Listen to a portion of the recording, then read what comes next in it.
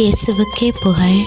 இயேசுவில் பிரியமானவர்களே, இன்று நம் ஆண்டவர் இணைச்சட்டம் 28ஆம் அதிகாரம் 9ஆம் வசனத்தினூடாக இவ்வாறு நம்மோடு பேசுகின்றார். உன் கடவுளாகிய ஆண்டவரின் கட்டளைகளை கடைப்பிடித்து அவர் தம் வழிகளில் நடந்தால் அவர் உனக்கு ஆணையிட்டு சொன்னபடி உன்னை தம் தூய மக்களினமாக நிலைநிறுத்துவார். ஆம் பிரியமானவர்களே, நாம் எங்களுடைய வாழ்வில் ஆண்டவரின் சொற்படி செயல்படும் போது எம் இல்லங்களிலும் நாம் கையிட்டு செய்யும் வேலைகளிலும் நாம் ஆசி பெறும்படி அவர் பண்ணுவார்.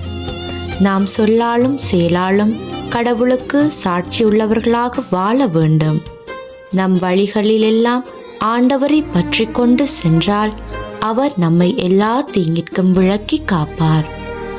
நாம் அன்றாடம் ஆண்டவருடைய வார்த்தையை எடுத்து வாசித்து தியானித்து ஆண்டவர் நம்மோடு பேசிய இறை வார்த்தை பகுதியை ஆழமாக சிந்தித்து அதை எமது வாழ்வாக கொண்டு செயற்படும் போது அவர் எம்மை அனைத்து நலன்களாலும் நிரப்ப வல்லவராக இருக்கின்றார்.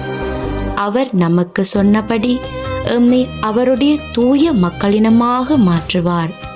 நாம் ஆண்டவருடைய மக்களினமாக இருக்கும்போது எவராலும் எம்மை வீழ்த்த முடியாது என்ற சிந்தனையோடு ஜெபம் செய்வோமா?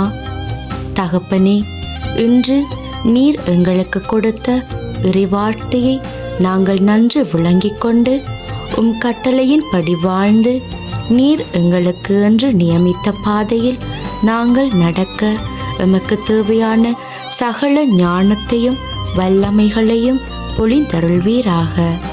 நாங்கள் என்றும் உமது சாட்சிகளாக வாழ வேண்டி உம்மை மன்றாடுகின்றோம். இயேசுவுக்கே புகழ். ஆமேன்.